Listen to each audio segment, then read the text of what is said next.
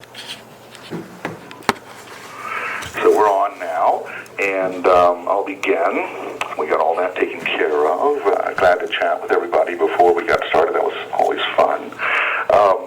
So this is the fourth in our 5 series, and this one we sort of crossed over last time into part 3 kind of crossed over to part 4, and then part 4 kind of crossed back over into part 3. So I'm going to sort that out a little bit here today. There were a couple things I really wanted to talk about in part 3. Just a couple of things, and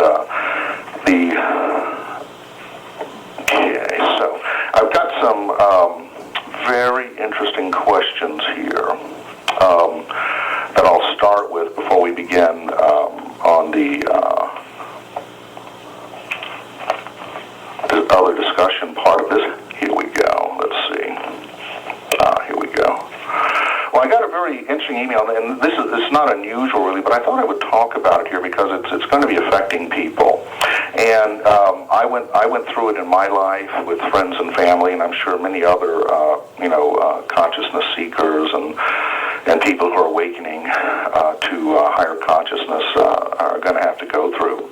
And you never know when this is going to come in your life. It could be early when you're a child. It could be midlife. It could be later in life. It could be after you're already married and have children and realize these openings are happening. But this does happen to quite a bit of people. So I thought I'd just start with this little one because it's kind of important as we go through this our ascension, as you might call it, or our opening to different levels of consciousness at this time. And this one's very interesting. It's someone, one of our attendees has sent in this question. They're very interested in how to talk about this with other people, and in this case, past life regression therapy without sounding like a door-to-door religious person trying to sell something most people don't understand or want. What can I say to stay focused when there's so much resistance from friends and family? My wife is embarrassed when others are around and tired of me talking about past life regressions.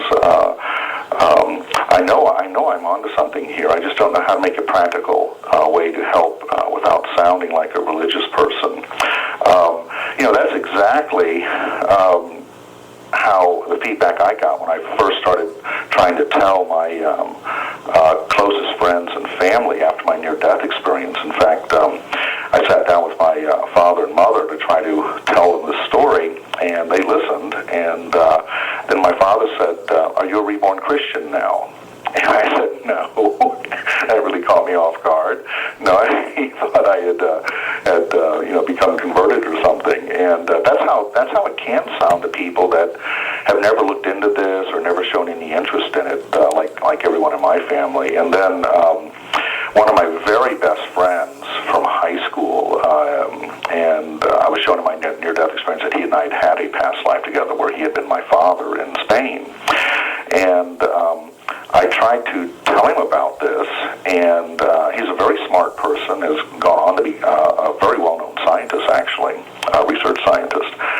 And I tried to tell him from my heart what I'd experienced, and that we had a deeper connection, and that he'd been my father in a past life in Spain when the Moors controlled Spain, and it was very beautiful. It was a very incredible life. And he listened, and then he started looking kind of horrified, and he gave me this look like, I don't know what's happened to you, like what has happened to you, and he really got physically and emotionally upset, and literally told me that if I'm going to go on like this, he doesn't ever want to see me again. He can't be my friend. That really broke my heart. So I know what people go through. Although a little note on that one. A couple of years later, he called me and said, I've never really thought about where my family came from. He was a black man, one of the few black people in my southern high school, and he and I were school photographers together. That's how I met him. It was my first real black friend, and we're close. We were very close, actually. But he called me a couple of years later after our little conversation. He said, I've never really checked out my family, but I talked to my mother and father, and I did some digging, and we were Blackmores in Spain. He was kind of dumbfounded, and he said from there the families tended to migrate to Jamaica and then into America. The family had never experienced slavery per se, but they were from the Moorish backgrounds, and so, interesting how a couple of years later he kind of thought maybe there was something to all this. How would I know all of that? So, but the thing here is it's if you've got a wife, friends, and family, and you suddenly start changing on them, it's going to really upset their comfort zone, and they will challenge you. They will try to bring you back into the fold by literally shutting you down. Mostly that's what happens to so many near-deathers in the first few years of their experience while they're assimilating, trying to talk about it. Friends and family just really shut you down. And so the thing to remember is that first and foremost, this information, these experiences, these openings are directly for you. They're for you. We kind of have this human urge to share everything. We're always wanting to show people what we've learned and show them things. It's kind of a human and natural tendency in nature. You see that quite often. And not to be able to share this can be painful to you. But on the other hand, this is first and foremost important to you. So learn it, let it, sit with it, absorb it, assimilate it, and in your innocence, as in my innocence, I was trying to tell somebody some good news, but they didn't look at it as good news. So that's very tricky stuff, and especially with wives and even your own children. So go at it very easy. I wouldn't be put off. I know it's kind of hurtful when people don't want to hear what you have to say and you really mean it. And just don't take that to heart. Just let things flow. It's for you mainly. And if you can share it at some point when you assimilate it and become more adept about what it is that you're going through or studying, then maybe there will be openings. But it's not something I've learned. It's not something you can push on people or even joyfully try to share with them in many cases. So you need to find birds of a feather and flock together.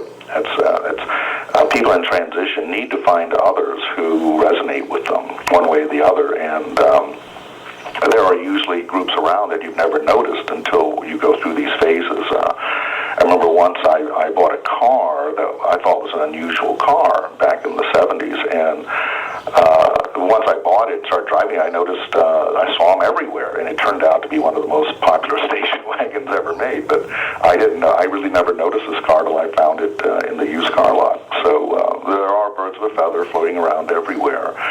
Also, if you're just beginning out in this stuff, it's a quagmire. I've often said, God bless the novice getting into metaphysics, because typically whatever you first get into is going to influence you dramatically, or whoever you hang out with, whether they're balanced or unbalanced. It's kind of tricky. And so I found myself in a couple of predicaments like that. But you live and you learn, and you adjust, and you kind of find people you resonate with as you move along. But it is a path. I've often, people have questioned me for years about never putting out a book. Well, first of all, I didn't put my story on the internet to start with, and secondly, I've given the story away to anybody that is writing a book. So for me, and you may have heard me say this before, for me, my near-death experience was first and foremost for me. It was about me, my life. It was for me. And I looked at it as having a scholarship to an incredible school. And there's kind of the disease to be famous. You've probably heard me say that in America, where if you get any inkling of anything, it's supposed to be a product, and you're supposed to go sell it somehow to make it real. I can't tell you how often, even as of last week, when people see, most people don't know how many inventions I've come out with. I'm not a bragger, and I will be putting out a new website with, I'm going to show people everything I've been doing. But as an inventor, I've learned never to brag and show off too much. But it never ceases to amaze me that in America, when someone sees one of my new inventions, the first thing they ask is, did you make any money? Not, what is it, what does it do? I mean, and that's including higher consciousness people who I know say the exact same thing. I never hear that in Europe. They always ask, what is it, what does it do? So these are the kind of things you can kind of have to put up with and realize some of these things are cultural. And just be forgiving and be open and don't take any. It used to really kind of get me when people would say that. I go, but you don't even know what it does. Are you interested in what it does, or are you interested in just how much it costs, or whatever? But I've learned not to let that get to me. It's sort of an American thing, and I just kind of let it go. So that's a very interesting thing to go through, is when you're trying to share these awakenings with friends of yours. So just be a little careful. Remember, it's for you first. You got to really make sure you get it before you go out and try to preach it, in other words, or spread the word, spread the good word, as it were. So just keep that in mind. It's for you first. And now, got some very interesting questions, and I'll start off with, let's see, I've got them right here. Okay. Been sending in great questions, and here are two that are very similar that are very interesting to kind of look at. Basically, the question is, and I may have touched on it before. I'll go into a slight more bit of detail today about it, and that is about these people who claim to be able to talk to the dead. And we've all seen them on television or live. I've seen many of them. I've worked with several of them doing films and things in the past. And they seem great, and they seem very, the messages are usually very emotional and soothing and all this sort of thing. But people think that these people are actually the dead are sitting over there waiting for you to call them, as if they haven't got an incarnational pattern and history of their own that is primary importance to their life and evolution. As I've said before, this is we leave an impression in the field, and that impression is made of ectoplasm, living, evolving, intelligent material, and so that you can tune in. I do believe this, though, that most of them that I have worked with are getting the information directly from your mind. They're not going to the other side at all. To me, mind reading is not psychic. Telling me what I already know or giving me memories I already have is not really psychic. That's mind-to-mind wireless communication, which our upper brain can do very well. The reading of the mind is not actually psychic. The true psychic ability in humans is in our first brain. We have three brains. This is our first brain. It's sort of the size of your pinky finger or so, and it looks like a reptilian brain. But it is your primal brain, your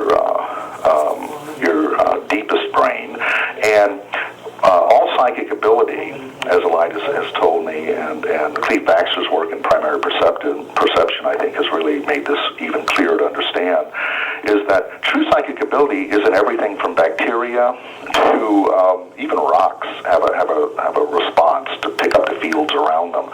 But from bacteria to humans, what we call psychic ability originally evolved as a survival mechanism, first and foremost. You don't survive, you don't develop higher consciousness. So be able to sense water, to be able to sense edible plants, to be able to sense danger from the pheromones of a predator staring at you, all very, very natural, and evolved into what we now call psychic abilities. And this is located in your first brain, and is very, very primal to our existence, and in fact, all existence on this planet. When I say rocks can be psychic, rocks are sensitive to vibrations, and they interact with their environments around them radionically and atomically. And try getting near a radiation source in the ground. It's going to interact with you, and so do other things. Like this is how shamans figured out how certain stones are healing stones. Certain stones calm you down. Certain stones speed you up, and all that sort of thing. So it's a very natural occurrence that evolves in everything. So when someone's reading my mind or a psychic's telling me what I already know, I'm not that impressed. Quite often people want me to do that for them during sessions, and I do a little bit of that sometimes, but those are like, parlor tricks. I'm only telling you something you already know, like your girlfriend's color of your girlfriend's eyes and things like that, all very easy information, things like that. So when people are talking to the dead and they tell you some very specific information that no one else would know but you're the one that knows that. Now, I'm not putting, don't take it like I'm trying to put this down as minor stuff. I think it's a great way of counseling and consoling people. That's why I don't pick on it. But some people, like myself, want a deeper explanation, a more natural explanation of what's going on. And once you understand the nature of things, then you can make them work better. Look at all the people that tried to fly before we understood the laws of aerodynamics. Most of them crashed and died, and most of them looked very silly. But once we understood the natural law of aerodynamics, look at what we can do now. It's astounding. It's magical. It's beyond belief. We have planes that weigh 1 million pounds on the ground, and they take off and fly like a bird. So all very, very natural. So we'll go on to the next one now, which is very interesting. Here we go.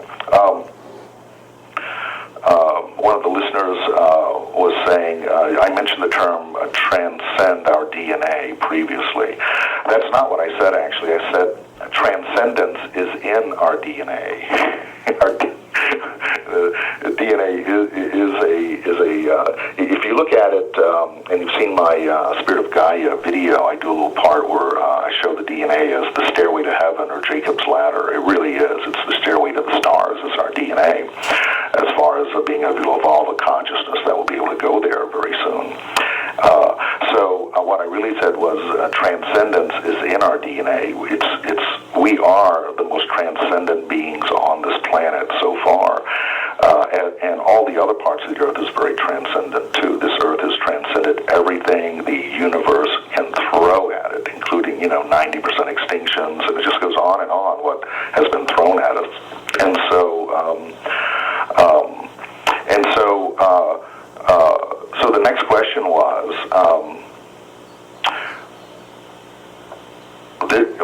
so how does this happen? And this is how it happens. It happens in our DNA, in our evolution. What we're looking at quite often is the natural world revealing itself to us. But from our religions and superstitions and things, many of us are still stuck in wanting some sort of supernatural event.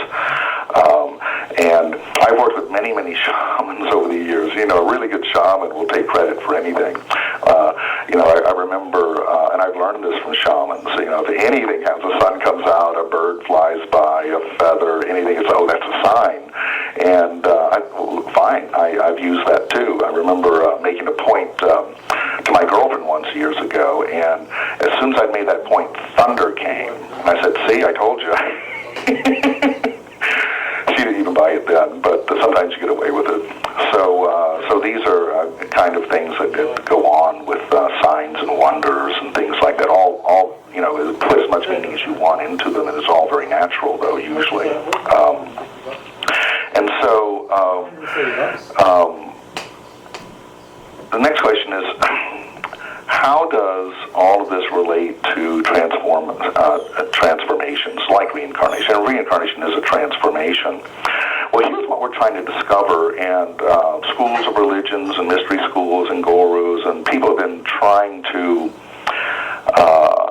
explain this to us in their own ways, because different cultures explain it in a different way, and different dogmas explain it in a different way. But what we're all really trying to get at, and it's still early in the game, because we haven't even mastered the third dimension yet, and people are wanting to go on to the infinite dimensions. Well, how do you do that? How do you build a building? Do you build a foundation, kind of a thing? Do you build it all up in the air? Well, who knows?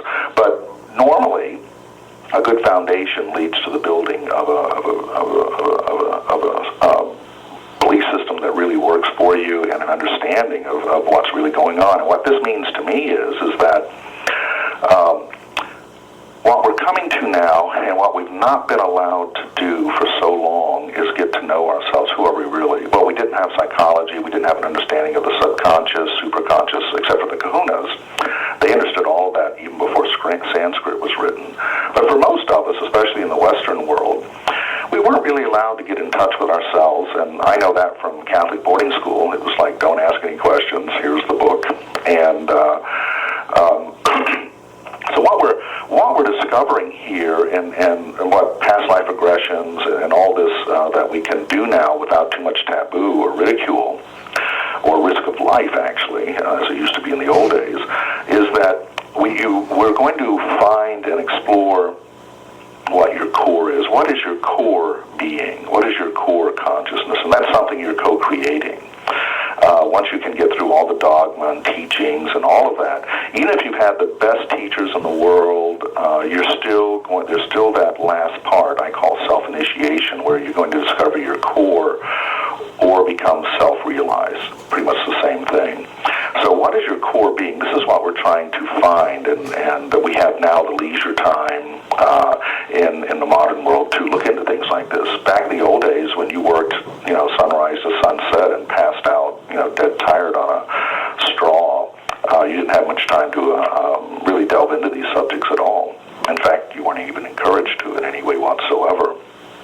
So sooner or later, as you find your core being, your core consciousness, you will find that it involves an agreement of all of your three selves. And this is why I like the Kahuna material. If you want to just get to that really quick and get that concept down, I would suggest the Kahuna material and understanding your triune self, conscious, subconscious, and superconscious.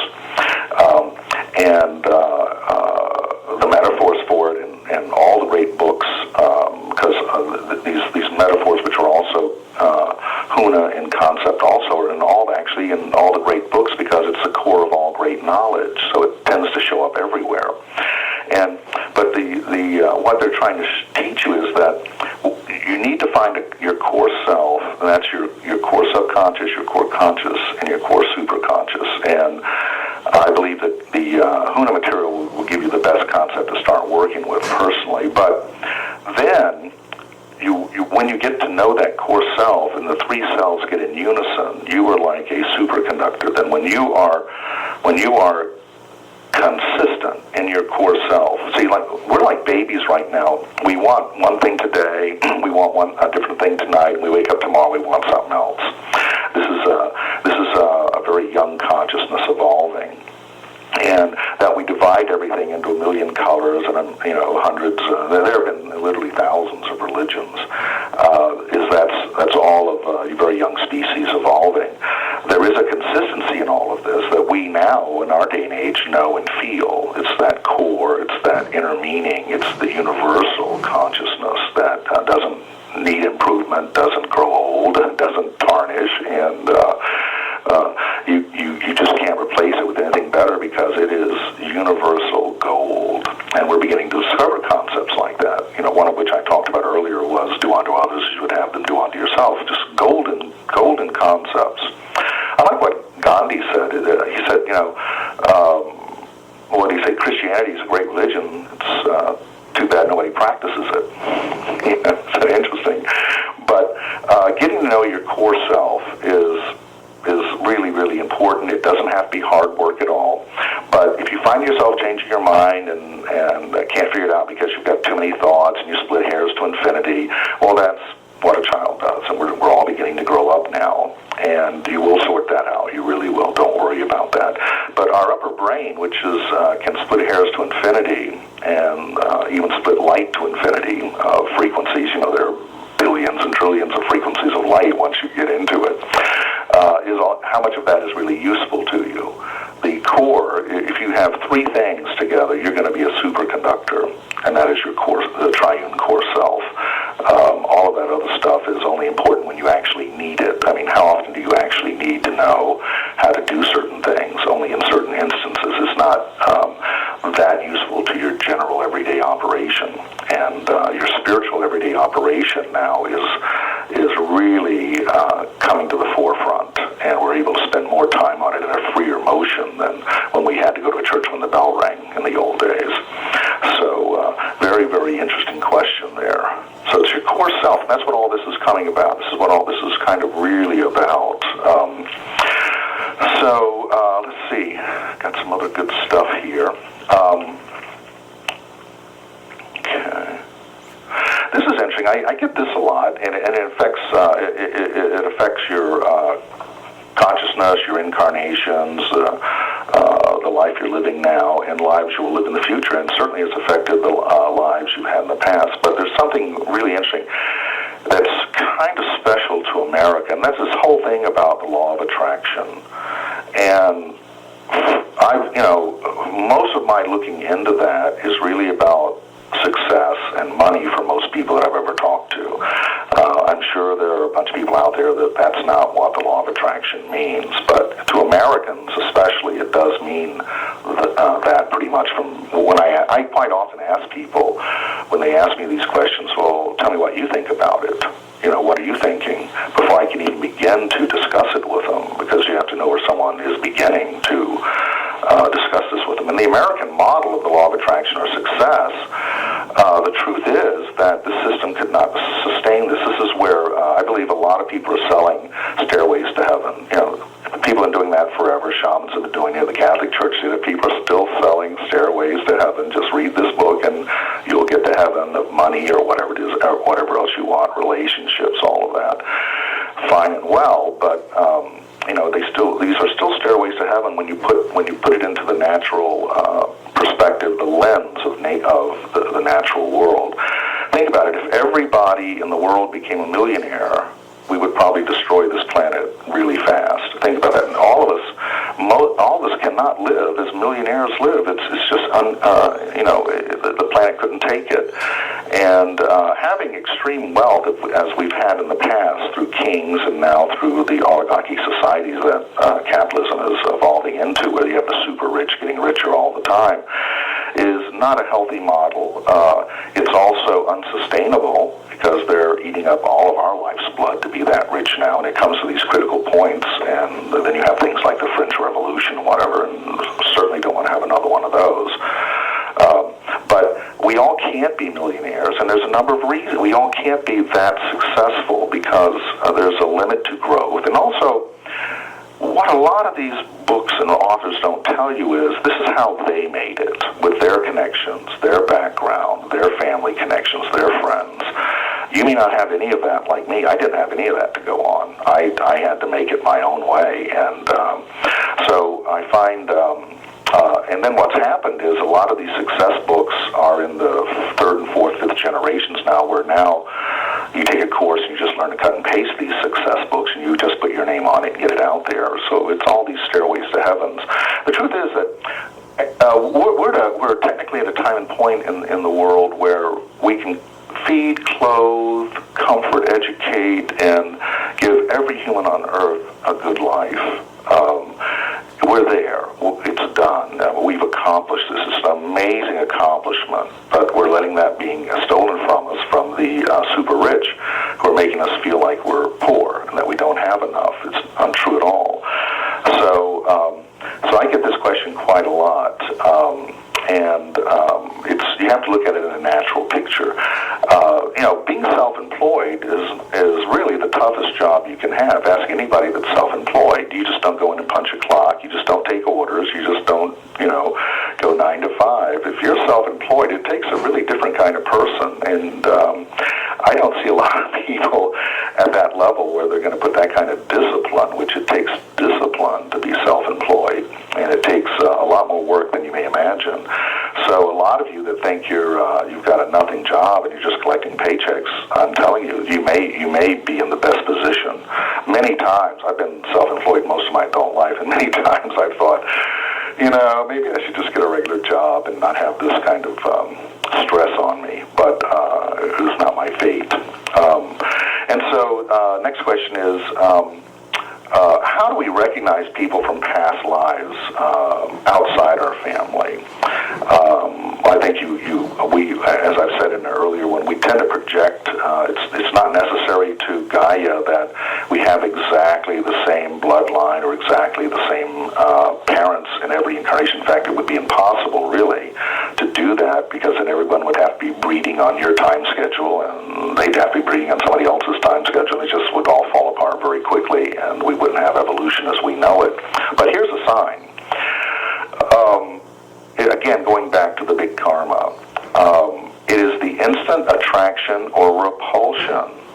lets you know that this, and this may or may not be a person you've known in a past life. It could be, but it would be the exact same issue that sets you off or attracts you.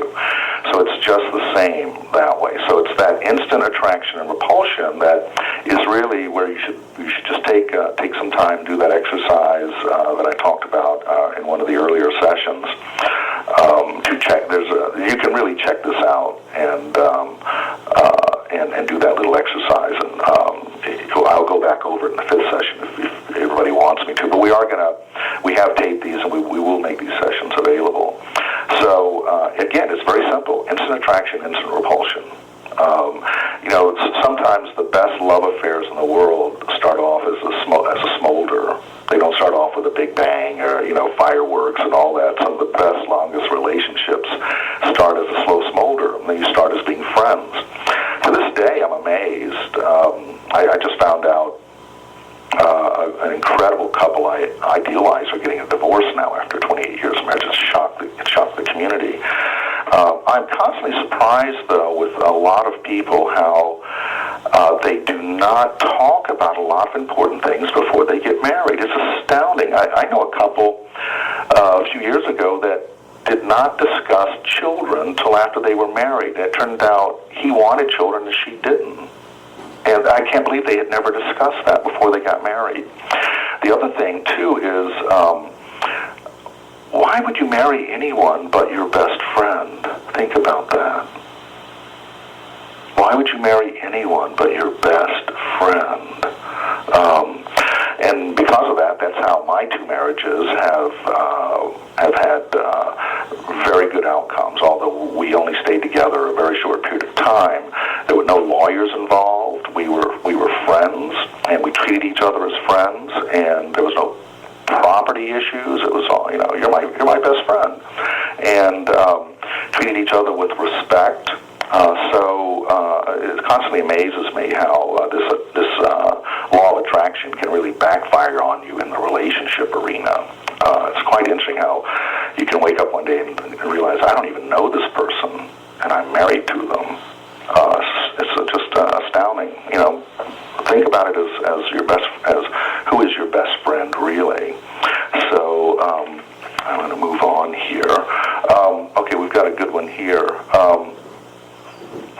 And I get this a lot, and I've practiced this myself. And the question is it helpful to change your name when self-initiating, or is it better to keep the name you were born with in this dimension, into this dimension, and try to honor that? Well, it's very interesting sometimes when you ask your parents how they picked a name for you. It's very interesting. Sometimes it doesn't make any sense at all, and sometimes you're just naming you after a relative. And sometimes they couldn't figure out a name at all, and you just ended up with whatever came up at the last minute. So names, in well-established families, these names tend to be important for lineage and things like that. Well, that's fine if you're in those kind of families, but typically speaking, I believe you should change your name once you become a little more self-aware. You're more of an initiate, and certainly self-initiation. You should always pick your own name. And in certain cultures, they don't name a child. The child is just called child until a certain age, and they have a ceremony, and then the child names itself. And I thought that was always very beautiful. So.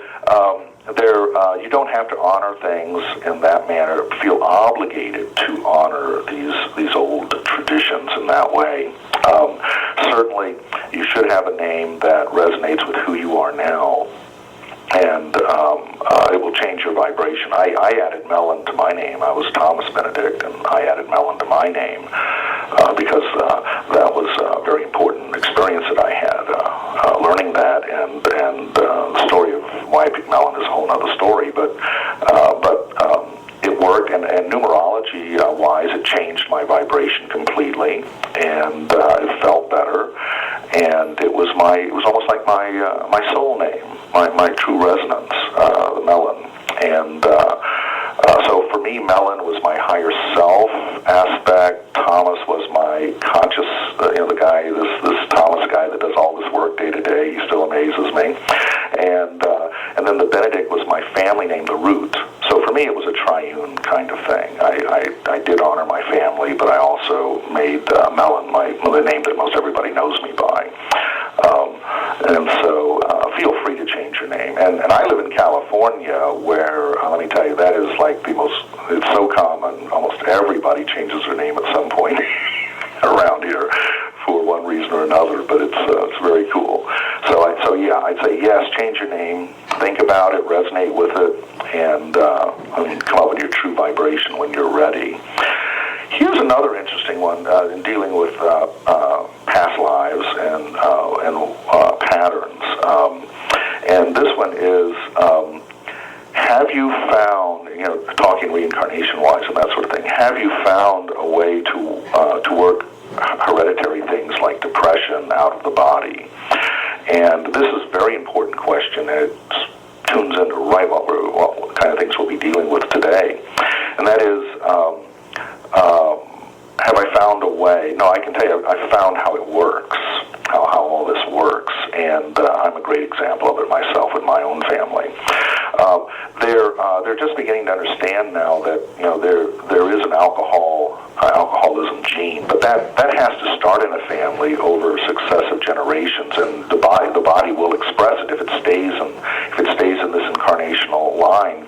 It will eventually, as other things, express themselves as some sort of gene in your body, and you will have the tendency to go that way because your family has really worked on habits, good and bad, take work. They take establishing a lot of connections and a lot of energy. It's like even playing piano. You have to play your scales and everything till you know them by heart to be any good at it, and then you've built up all these connections in the brain that make it easy for you.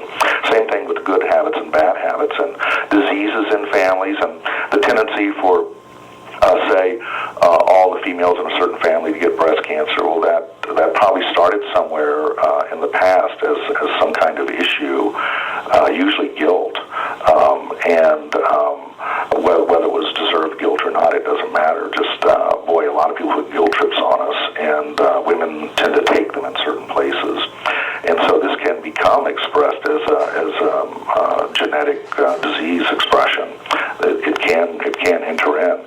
Some things are genetic accidents, of course. You've always got to leave room for that. But generally speaking,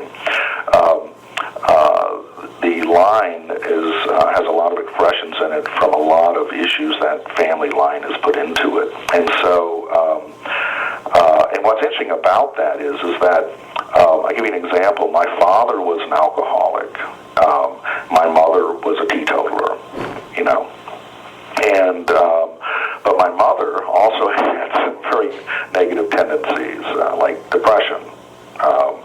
I didn't realize till I was sort of grown up that I had been raised by a very depressed person, and I really didn't understand that until after my mother died, and we got to see these medical records. She'd actually sought help for it, but never showed my brother and my father. None of us knew that she'd actually, but it did explain a lot of things, finally, a lot of her moods and things like that, and I could see how she had suffered with this in silence. I don't know if she ever told anybody, but we found her medical records. But it did affect me, and the way she thought and the way she acted. In my autobiography, I call it my mother's disease, and it really hit my mother hard when she was after 40 years old. You could see the real change by the time she was 60. She was doing some odd things, like wanting to be alone a lot and things like that. And I remember that when I got into my mid-40s, this stuff started hitting me, and I said, I'm acting like my mother. And that's why I call it my mother's disease. I inherited my mother's disease and had to deal with that. And so, that old saying of the sins of the father follow you. Well, that could be genetic expressions. There's some natural reality to that. It could very easily, and you could be someone until you get conscious enough to really change how you die, and then to be born more consciously, change your trajectory. These are the kind of things that are going to be the main attractors to you, is these bloodline incarnations, these kind of things, and issues of certain types, birds of a feather flock together, so to speak. And so an example is, because of my father's alcoholism and what we experienced, my brother never became a big drinker. I never became a big drinker. My mother was a teetotaler.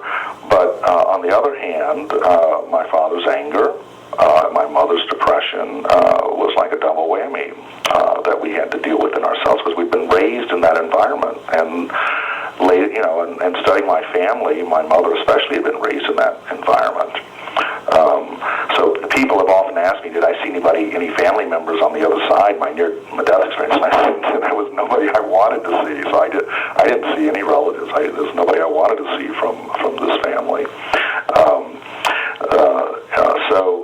The other things that tend to go with us, you can tend to be one way in one life. This does happen, and you could have a complete polarity opposite in the next life, because you've had, when you get sick and tired of something, you usually change it. And put a metaphor simple, there have been many nuns who were whores, and whores that have been nuns, and you name it, all that sort of thing.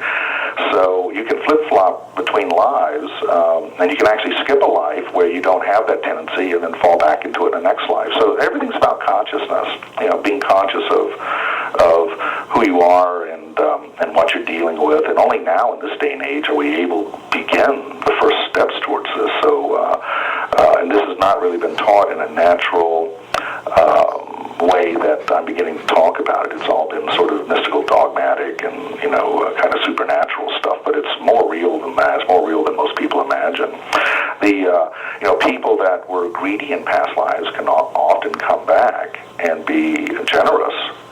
Because I think what I've seen this, maybe you've seen it, greedy people, have you noticed, tend to have no joy in their life. They may have everything, they may take everything they can, but they seem to have no joy. Oddly enough, I just saw a study of where the greediest people on earth are right now, and they're in Wall Street, and they're doing unbelievably outrageous things to us. It's sociopathic. And and none of these people are really happy. You read the suicide rates, and you read the broken families. These are some of the greediest people on earth are in the financial systems now. And I wonder what they're teaching them in these schools. What are they teaching them? But so you can have a total polar opposite, and sometimes it just you get sick enough of something, you change, and that can happen also in incarnations. And so you can go back and forth between those sort of things to you. Your consciousness adds consistency to your life, to your abundance, to your every part of your life, being consistent in what you do. Not dogmatic and not religious, but being consistent, mainly in your thoughts and your self-talk, is a really big deal. Another question here is, when someone develops dementia, do they recover their life memories once they die? And I've also asked this question of near-death researchers. I mean, there are certainly people that have had Parkinson's and things like that have had near-death experiences, but there doesn't seem to be much research on that, and there may be difficulty in communicating, but I wonder, it's something somebody could figure out at some point. They figured out already how to talk to people in deep, many-year comas by actually talking to their brainwaves, and they find out that they're able to answer questions through a brainwave machine, but they can't move a thing in their body. And we may be able to talk to people at other levels as our technology evolves. But the answer is, do they recover their memories once they die? Well, the memories never went away, really. They're in the cell memory. They're in the holographic memory that you are, and they are certainly in the patterns and habits that you had in that life. And to that point, it's very, very, very important to understand that the more you get this into yourself now, because when you get to a certain age, it's more a tendency to come down with these sort of things like Parkinson's and Alzheimer's and things. Good news, though, I'm a full-time researcher. Good news is the work they're doing now, the breakthroughs they're having, our generation is going to have the benefit of that, and we're reaching those times in our cellular history now. But there's so much they can do about it now, and it's going to be miraculous in the next few years what you see happening. The research is astounding what they can do, both with medicines, electronic signals, and all sorts of things like that. And there are certain healers that are beginning to specialize in things like this. There's a great healer in Massachusetts that is known to heal the retarded. I thought, well, that's pretty spectacular. But if you study Huna's always had a technique for that. Huna understood why someone is retarded and that sort of thing, and they had a way of working on it, way back when, still do. And so you're starting to see healers become more expert in these sort of things that were not a part of our younger times when we were all young. Nobody even thought about this kind of thing. So it's very, very interesting. And then here we go. Now, here is, let me get where is it? Right here. Okay, here we go. Now, and I'll probably go over in this session. I don't feel pressed for time or anything. I hope you don't. If not, you can hear the recording later. So, preparing for your next life and the future of reincarnation. I've covered some of the subjects that are cross over there very easily, but I would like to go back to one subject I left out of session 3, and that is in past life regression work. It's so important, I found in my life, having done it. I didn't understand the concept of rescuing my lost cells or fragmented cells until I got into past life regression, and then the subject was brought up to me, because in past life regressions you will find some tortured and lost cells, very sad cells that have ended up in a bad place. And these are sad, and usually the therapist will tell you, clean it up or whatever, and they kind of move you on. But the important thing to understand is that when you do this, and you can have these memories without even being under hypnosis, when you do have these memories or have these memories in a regression, when you're there, do the work that the facilitator was working with you on. Do the work, identify the self, but then finish it. Do the rescue work. And I think a book that made a big influence on me, and I practiced it, was a book called Soul Retrieval by Sandra Ingerman. And it's a classic now. It was probably new back then. I'm looking at it right now. I always keep a copy handy to tell people about. 92, something like that. Boy, it's a classic already. But Soul Retrieval is, and there are other books like that, but I used her methods and found them to be immensely important to me. And the thing is that we've all had fractured, tortured, lost cells, broken cells in past lives. If you haven't, well, you're the luckiest person on earth. But when you have these regressions or these memories that you think are past life memories, go to that self and appear to it. And I think this is what's happening to a lot of people that think they're seeing ghosts and whatever these days. The lights kind of explained to me that sometimes what you think is a ghost or this, that, and the other is a future self doing a past life regression on you now. And it may spook you. And in fact, the light told me that the further you go back in past life regression to hundreds of years and thousands of years, the people are a lot more superstitious, and you could be freaking yourself out. And so you wonder how much of this has gotten mixed up in our lure and legend. But it's something we do, and we try to do it very consciously.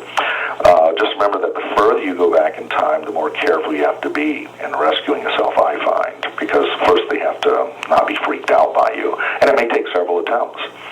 But it's very important, and I'll just put it simply, is that if you're in a regression or a past life memory, and you don't want to leave a part of yourself suffering, it's like having a toe broken and not doing anything about it,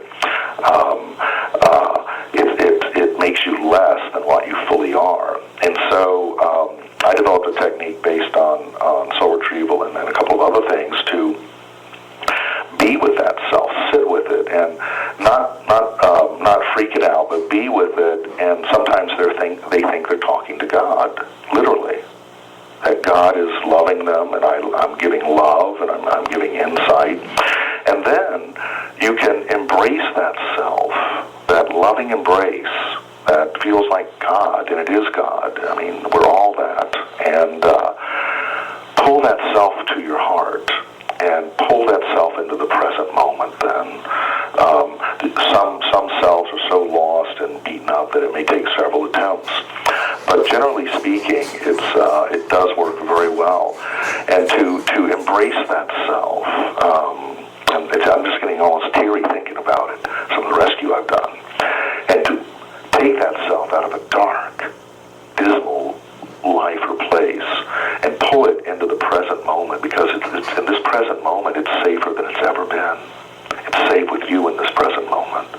And once you retrieve these fragmented, broken selves, these lost selves, you find that you become more whole.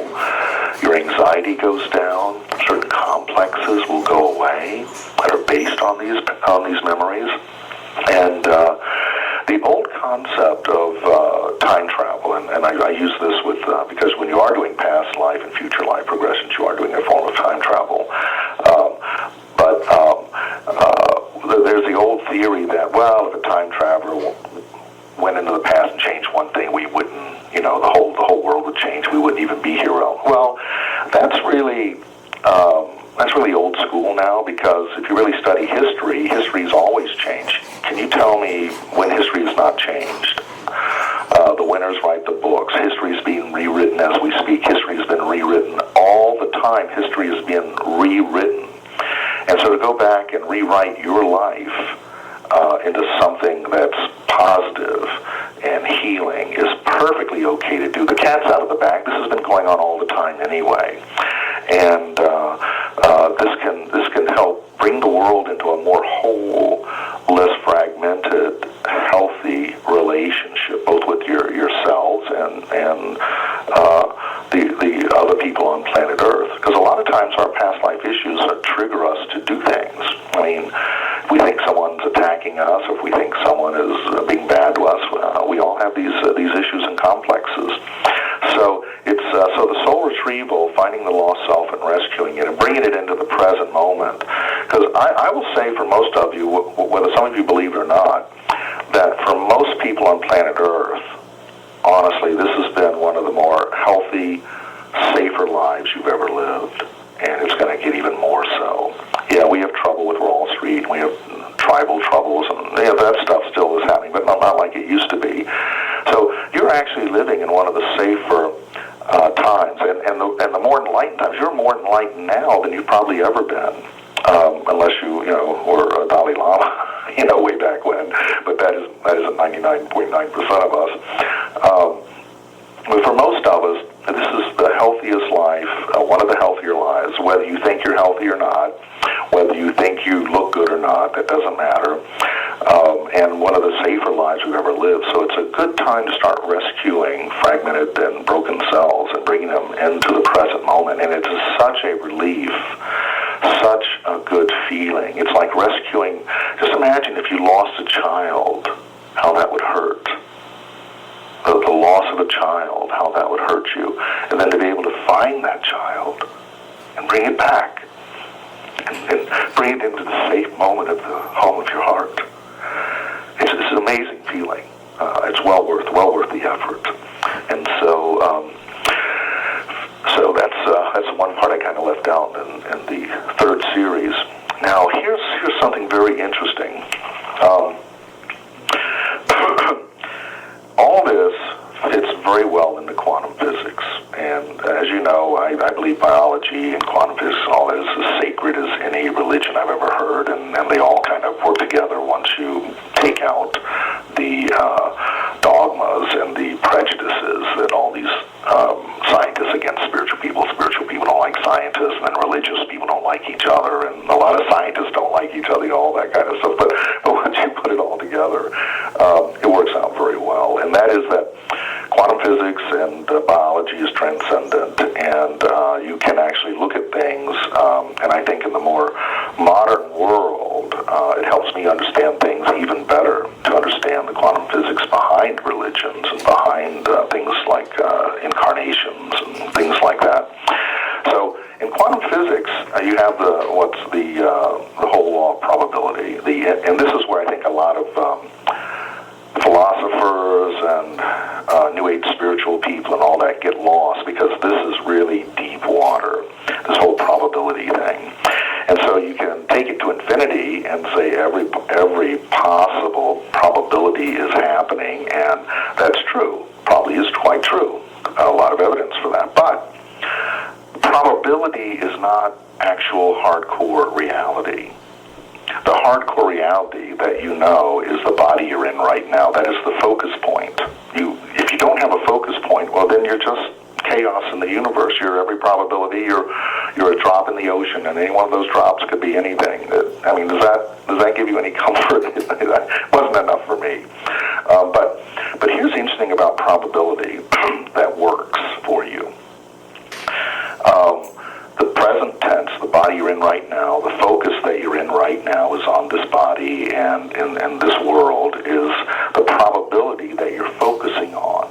Of all the probabilities that there are, it reminds me of an old saying.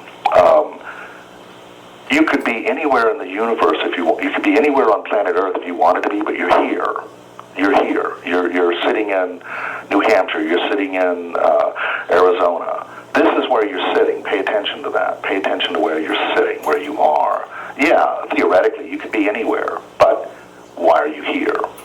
And that affects the law of abundance, too. So many of us are sitting on poverty issues and health issues and things that are mostly projected on us in many cases. Well, this is what you're focusing on. If you were focusing any more energy on anything else, you would be there. That's how it works. That probability would be your focus. So this is how it works. You can kind of look at all of your, there's this one eternal moment of now, which some people can get really lost in, as a giant concept that's almost not understandable at some points. But so there is this now, and in every life, every religion, every God that's ever been, there's been one common thing, and that's you. The perceiver. You have lived those lives. You have worshipped those gods. You have done all of this work. There's that common focus of the individual that you are. That's your probability focus. And so past lives are all these probabilities that have come across your path and your focus. Our focus is like a laser beam. It makes things happen. When I've worked with some of the great manifestors, these are people that can manifest things in front of you. They're just, look like miracles. But I've always believed and still do there's quantum physics involved, and I've done a lot of study in that. But I can tell you that when I'm working with the greats, what I've noticed about them is that most of us can, when we close our eyes, we have an inner screen, and we can project on our inner screen. But for most of us, that's really difficult. It's actually one of the best exercises. It's like muscle building for your brain to be able to visualize on your inner screen an image clearly, hold it, have it change color, see it vividly. And we should be taught this when we're very young, because it's almost like learning a language when you're very young. It's much easier. But I would encourage the visualization exercises. Now, what I've noticed about manifestors is that, I'll go back. Normal people, when we close our eyes and try to think of our inner screen, it's like an abstract painting, isn't it? It just slides all over the place. These thoughts, these images sliding, subconscious, flowing freely, a stream of consciousness, images, and all that. Try to hold one of them. That's the muscle building for the brain and for focusing on what you really want. If you don't get that under control, then you are living kind of a loose and goosey life. I know. I was was an artist and poet, and I can tell you, I got many abstract paintings in my mind until I learned these techniques. So for most of us, when we close our eyes and look at our inner screen, it's an abstract painting. It's hard to keep any focus of everything. But when I've worked with the manifestors, the one thing that I noticed is that they seem to be able to visualize across their inner screen and visualize 3D outside their head, and that's when something manifests. That they're actually visualizing what they're trying to manifest first, and they actually can see it outside of themselves. They can see it in your hand. They can see it over there. And it's pretty amazing. And I've watched and filmed this stuff up close, and maybe I'll do a whole thing on that one day.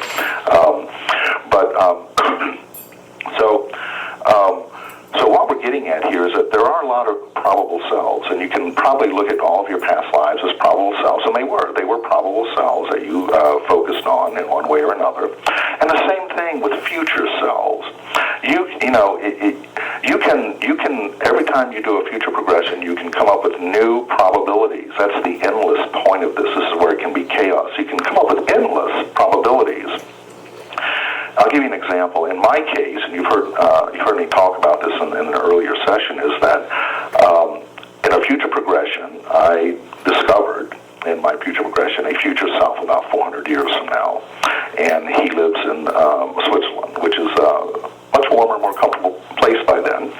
But I really liked this thing. I really liked, of all the things that I've done, and I realize these are probabilities that I'm coming up with. We're co-creators of all these probabilities, by the way. And so, for me, connecting with that future self, and we really resonated, and I really felt like that's a future life that I really want. Well, it was only a probability. That was only a probability in the beginning. But I went back to it, and I went back to it, and it became real. I know I will live that life now, because I've made that probability a certainty for me through practice and through exercising it. And so this is how, if you want a future life, it's a probability. Find the probability and you can write the probability, or you can discover it like I did. I would have never thought about all the things this guy does 400 years from now. It was one of my probabilities, and I chose to focus on it and make it real, and I know I will live that life. And so look at all of these as probabilities that you must focus on. If you don't focus on it, it's just a nebulous possibility and a probability. And then every time you do a work, you'll find new. It's endless, really. The probabilities are endless. Do you want to spend all your time chasing probabilities, or do you want to pick one or make one up and then focus on that to make it a focus point? And that focus point brings it into body, brings it into reality. Otherwise, these are just probabilities. So that's a key element to understand the physics, the quantum physics of past life regression and future progressions. Very important to understand what's your focus point. As in this life, it's only a probability that you are a hairstylist right now. That's one of the probabilities you focused on. You could have been anything in your life, and you may have been other things, but you tended to settle down and focus on being a hairdresser or an artist or whatever. But those were probabilities until you focused on them and put the reality into it, put the work into it, put the connections, built the neuro connections that made this a reality for you. So even your life you're living right now is so full of probabilities. Any of those could change with your focus. You could stop right now, even if you're in your 60s, and you could go to school and become something else. You could become an expert in something else if you wanted that to happen. But those are probabilities. Many of us want many, many things. We have a bucket list and all that. But to make the bucket list work, you got to focus on them, and you are the co-creator of this. Once you understand that simple principle, everything else becomes much easier to deal with, because the universe itself is not complicated at all. It has taken science and molecular physics and all that to kind of explain it to the type of upper brain that we have. Our subconscious gets it. Our subconscious doesn't need science. Our upper brain does, because this is the part of the brain is our star child that's going to lead us to other star systems. So it needs science, and it focuses on on all the scientific things. And when we let the upper brain, which is the star child brain, but when we let it try to rule everything, thinking it's the master of everything, well, then things get kind of messy, because it is just a precocious star child. But it does have its brilliance, and so does your conscious mind, and so does your superconscious mind, and so does your subconscious. They're all brilliant, and all have their own powers that we've not been taught to use and to develop in very powerful ways. Again, I keep saying hypnosis, self-hypnosis is one of the most powerful tools you will ever explore. So I keep encouraging that. So future selves, past selves, these are all probabilities, and because you focused on a probability in the past, doesn't mean that it's going to be any more than a memory to you at this point, because now you're focusing on this probability. And this probability you're living right now could change to anything tomorrow or the next day, given any number of circumstances. People have amazing life changes, good and bad. So these are all probabilities.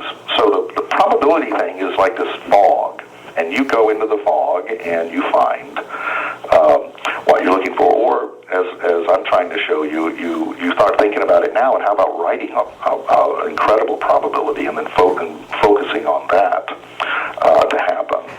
So otherwise it's kind of willy-nilly, it's kind of mosh pit kind of progressions and regressions and mosh pit kind of birthings and all that sort of thing. And we're at that stage now where we can evolve beyond that through consciousness. And again, the universe is a very simple place. It's only this upper mind, and it's a very young upper mind.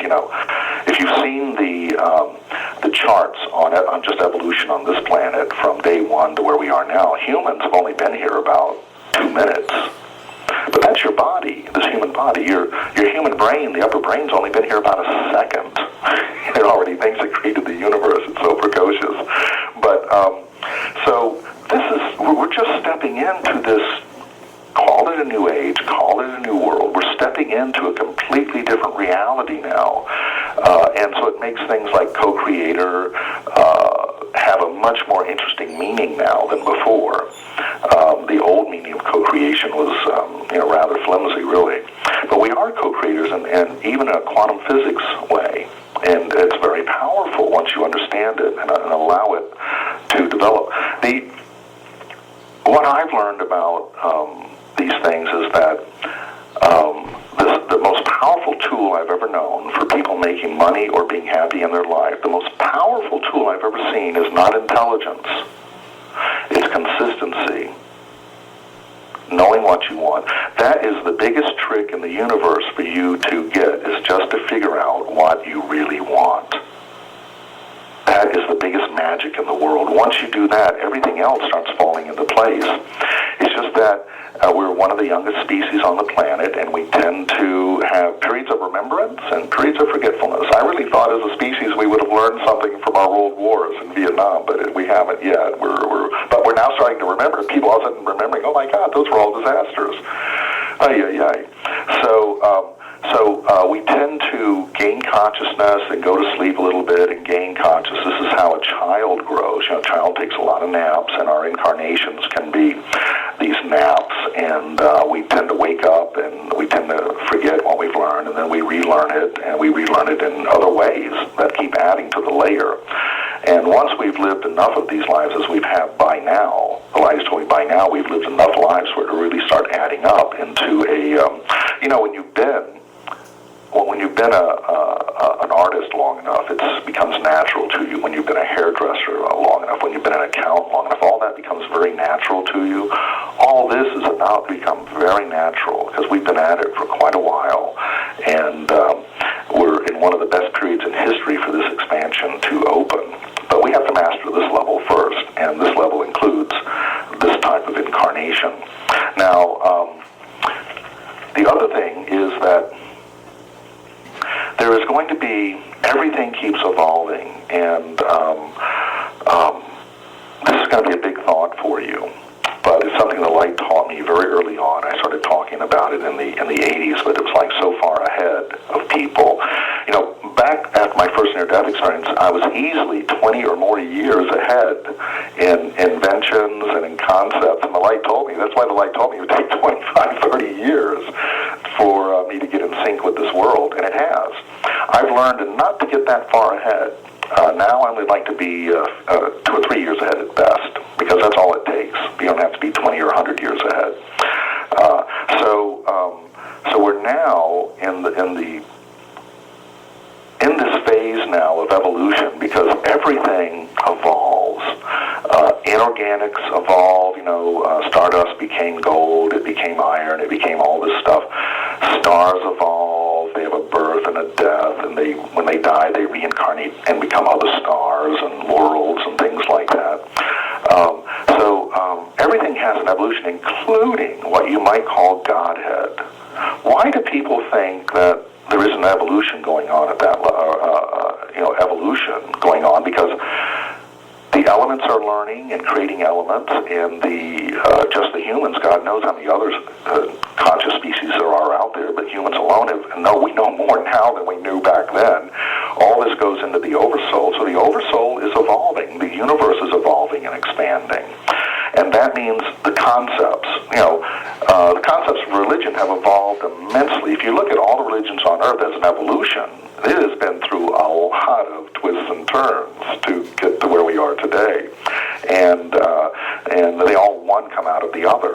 Each religion wants you to, of course, think they invented God, and God is just what they think it is. But they're all evolved one out of the other in a stream of what I call a God stream of consciousness. This whole concepts of God and all that sort of thing are a stream of consciousness that have evolved. And the oversoul evolves, and the concepts involved in all this evolve, and that includes reincarnation. That's why back 1,500 years ago, 5,000 years ago, the old concepts, Eastern concepts of reincarnation suited the people of their time. That's why, to most people on Earth today, the old concept of reincarnation seems rather silly. And of course, it involved caste systems, getting stuck in caste systems all the time. And that's why a lot of modern people didn't, and still don't, relate to it. Things get frozen in time, but the universe keeps evolving. And the concept of incarnation is evolving, and it's about to change dramatically. And I'm really the first to try to bring this to your attention, have been for many years, but I think now people are getting it. Everything evolves, including the concept of reincarnation. And you've heard me say, and this is really important, you've heard me say that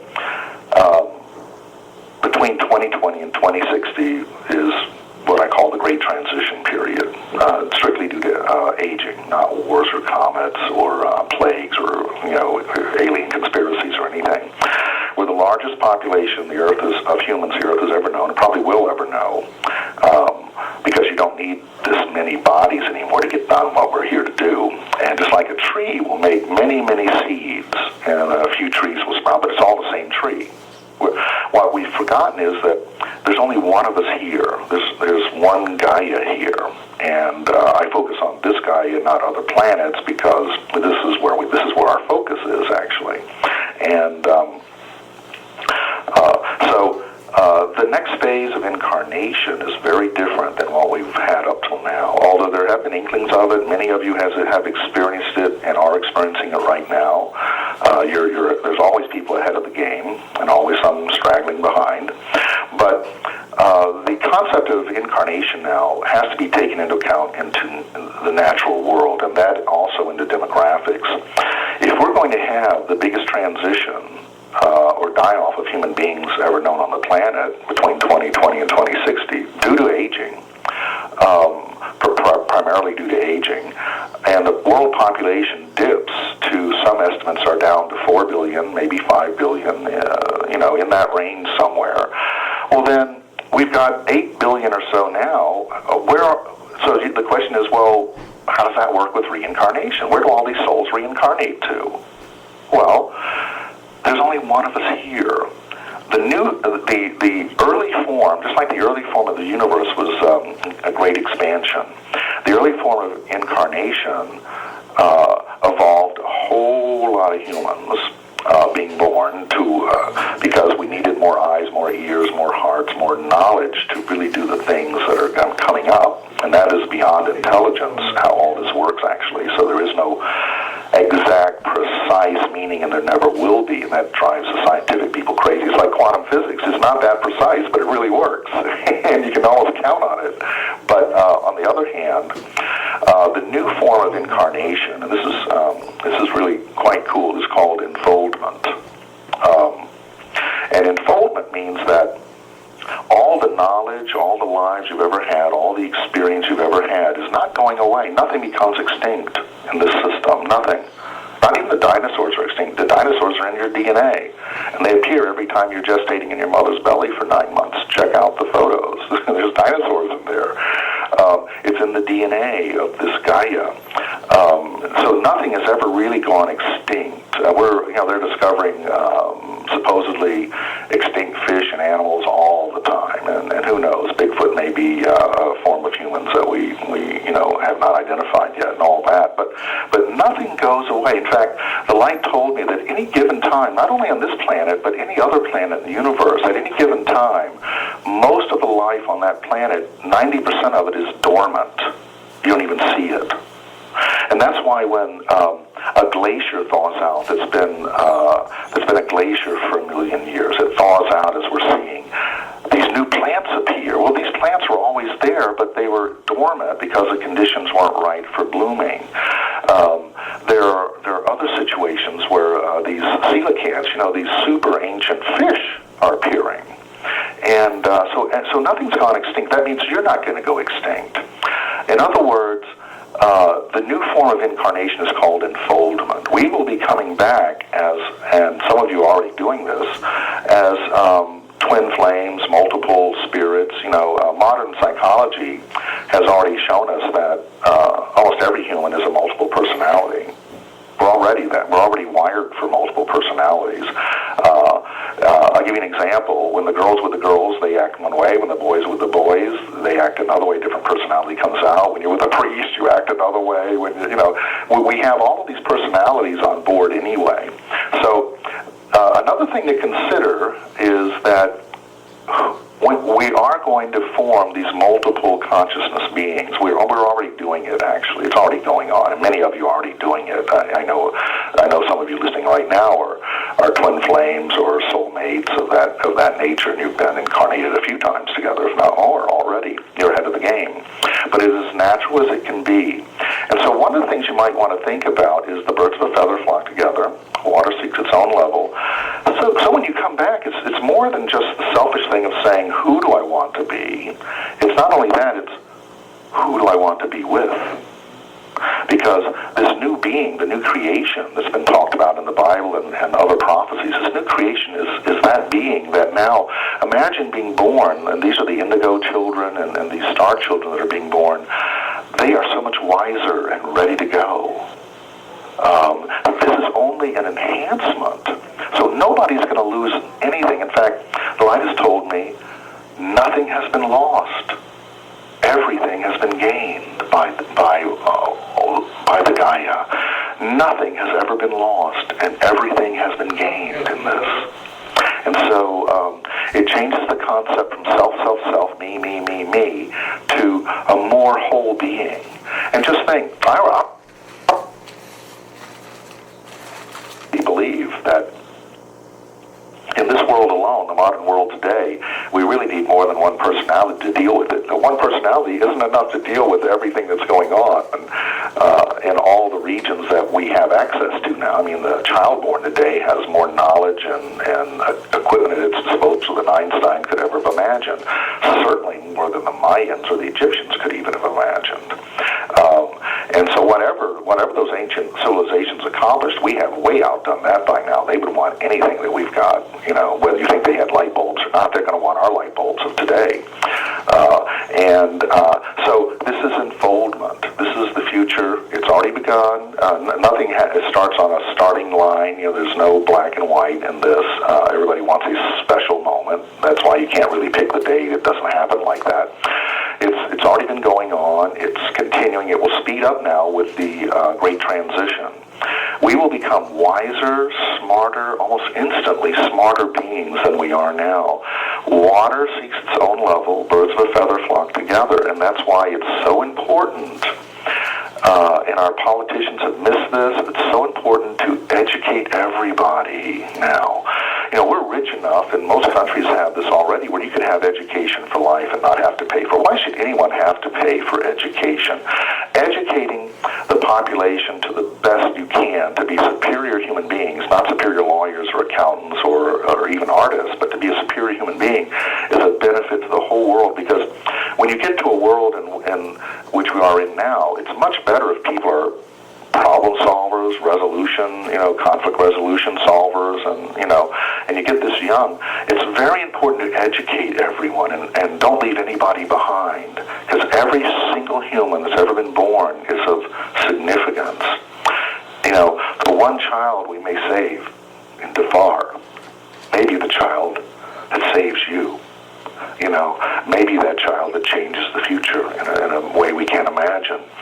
So every single life is important, but this modern oligarchy world and world of empires, it just looks at you like you're a laborer, and you're not any more important than that. It's more important than that, because if you have a huge population that is uneducated, is fearful, and they're not problem solvers, you have what we look like today.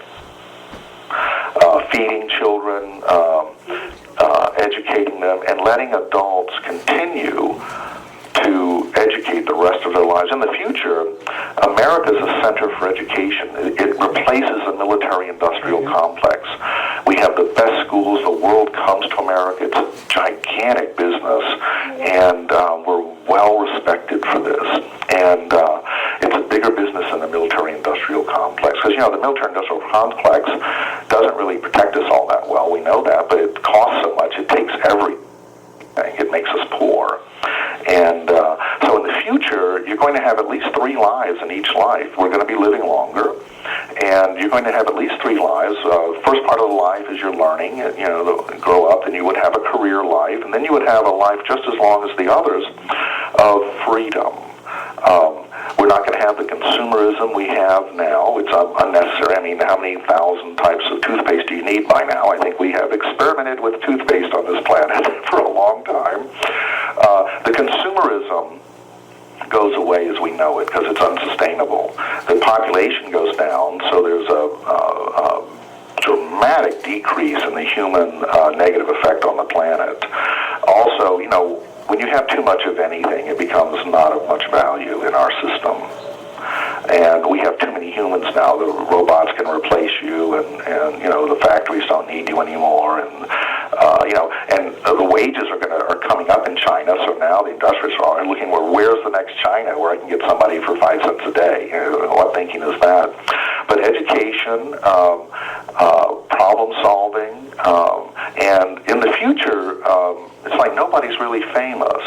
It's not about that anymore. It's about who you are and why you're here. And it isn't so much a spiritual or religious thing at all. I was shown that the predominant art form in the future is gardening, art gardening. I mean, just gardening. The world will no longer, since the Industrial Revolution for sure, but since the advent of humans on planet Earth, the world will no longer be a jungle as it once was. We're transforming the world into a garden. And there will be large wilderness spaces, and the wilderness spaces will get even larger in the future. There will always be wildernesses, and there are tribes and people that in these wildernesses that we should just leave alone. Don't try to give them laptops and get them a job. Let them be. And so things come back to a natural balance through this natural evolution. So larger human population on Earth. Each human is 3 to 5 times smarter than we can imagine now. And education for life. You may spend part of your life as a teacher, part of your life as a student. There's not something known as a famous artist. Everybody's good. My favorite art right now is collecting the art of children.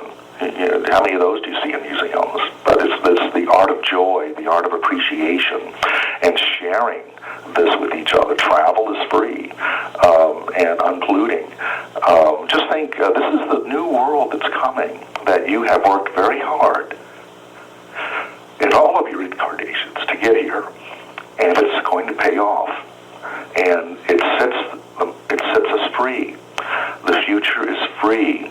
It's not religious. It's not utopian, of course. There's always, even in the brilliant future that I've been shown, there's always going to be lazy bums who don't want to work. Okay, fine, we got you covered. There's always going to be A-types that want to just do too much, and we don't need all that done. There'll always be those types. And in this new world that's coming, there will always be pain. There always will be, as long as you're in a physical universe. There will always be broken bones, broken hearts. But the suffering caused by inadequacy, by starvation, by fragmentation, by racism is gone. That suffering is gone. And it is a new world. It is something well worth living for, helping co-create, and joining into this great transition that's about to happen. It's not an end. It's a path. It's a beautiful path. Well, anyway, that's it for today, and I look forward to next week. We will be talking about all of these variously related subjects, so send in your questions if you've got some for them for next week. And, don't live in fear. You are an eternal being. We're about to figure all this out. We're about to become self-initiates, and we're about to become smarter than we've ever imagined, healthier than we've ever imagined, and happier than you know at this time. So, well, bless you, and may the light of life always bless you, and in all ways.